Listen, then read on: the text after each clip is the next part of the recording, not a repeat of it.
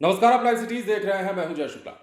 बिहार में डेंगू इतना खतरनाक और इतना घातक हो जाएगा, इसका संक्रमण इस तरीके से फैलने लगेगा, ये किसी ने नहीं सोचा था। अब बिहार में डेंगू जो है विस्फोटक होता जा रहा है और राजधानी पटना हॉटस्पॉट बनता जा रहा है।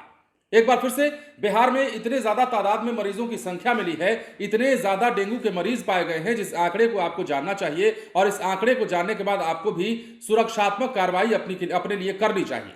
अब देखिए, जो खबर है हम आपको बताते हैं कितने मरीज मिले हैं और कैसे राजधानी पटना हॉटस्पॉट बनता जा रहा है। राजधानी पटना के किस इलाके से कितने डेंगू मरीज एक बार फिर से मिले हैं और अस्पतालों की क्या हालात हैं, वो हम आपको बताते हैं। बिहार में डेंगू विस्फोटक रूप लेता जा रहा है। राजधानी पटना के कंकड़बाग और अजीमाबाद हॉटस्पॉट बन गए हैं।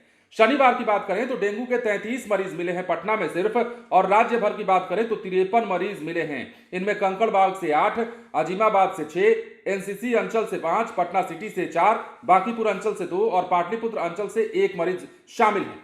बाकी की पहचान नहीं हो पाई है। अब कुल डेंगू संक्रमितों की संख्या बढ़कर 280 पर जा पहुंची है। राज्य के अन्य जिलों में भी जांच में डेंगू पीड़ित मरीज मिल रहे हैं। इससे राज्य के स्वास्थ्य विभाग में फिलहाल हड़कंप मचा हुआ है। अब देखिए, पूरे बिहार की बात कर लेते हैं तो 1 जनवरी से 30 अगस्त तक राज्य के विभिन्न जिलों में 728 डेंगू पीड़ित अब तक हो चुके हैं। एक दिन पहले भी 18 डेंगू पीड़ित पटना में मिले थे, जिसकी खबर हमने आपको बताई भी थी।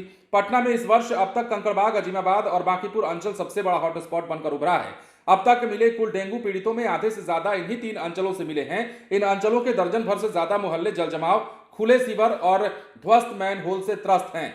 अब कंकड़बाग अंचल में अब तक 70 संक्रमित मिले हैं। कंकड़बाग अंचल के योगीपुर, चित्रगुप्त नगर, बैंकबेंस कॉलोनी, काली मंदिर रोड, हनुमान नगर, भूतनाथ रोड, अगमकुआं थाने के आसपास के मोहल्ले अब डेंगू के हॉटस्पॉट बन गए हैं। शहर का पहला डेंगू पीड़ित इस बार योगीपुर मोहल्ले से ही मिला था। योगीपुर चित्रगुप्त नगर इलाके में जर्जर सड़क और ध्वस्त नालियां जो हैं, खाली प्लॉट में जमा पानी जो है डेंगू मच्छरों के लिए अनुकूल माहौल बना रहा है और ये जो है कहीं ना कहीं घातक साबित हो रहा है। अब लगातार मरीजों की संख्या बढ़ रही है। डॉक्टर बताते हैं कि अजीमाबाद निगम अंचल में अब तक 61 लोग डेंगू से ग्रसित हो चुके हैं। अगर निजी अस्पतालों और क्लिनिकों में पहुंच रहे मरीजों की माने तो यह आंकड़ा 100 के पार जा पहुंचा है।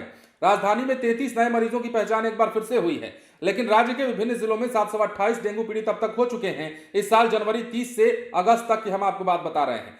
अब स्वास्थ्य विभाग भी इसके लिए काफी तैयारियां कर रहा है। चाहे बिहार के अन्य जिलों की बात कर लेते हैं या फिर राजधानी पटना की बात कर लेते हैं, लगातार डेंगू मरीजों के मिलने का सिलसिला जारी है और डेंगू मरीज जिस तादाद में मिल रहे हैं, जिस तरीके से डेंगू मरीजों की पहचान हो रही है, वो अपने आप में डराने वाली तस्वीर है। ये आंकड़ा अपने आप में काफी कुछ बताता है और कहता है कि आपको किस प्रकार अपने लिए सुरक्षात्मक दिशा में काम करना चाहिए, साफ सफाई का ख्याल रखना चाहिए। हालांकि राजधानी पटना की अगर हम बात करते हैं तो यहाँ के नगर निगम की भी पोल खुलती दिख रही है। कई जगहों पर सीवरेज खुला है, कई जगहों पर मेनहोल ध्वस्त हो चुका है और कई जगहों पर नाली का पानी जो है सड़क पर जमा है। ऐसी स्थिति में अगर डेंगू का प्रसार नहीं होगा तो क्या होगा, सवाल यह भी बनता है। बने रहें लाइव सिटीज के साथ। धन्यवाद।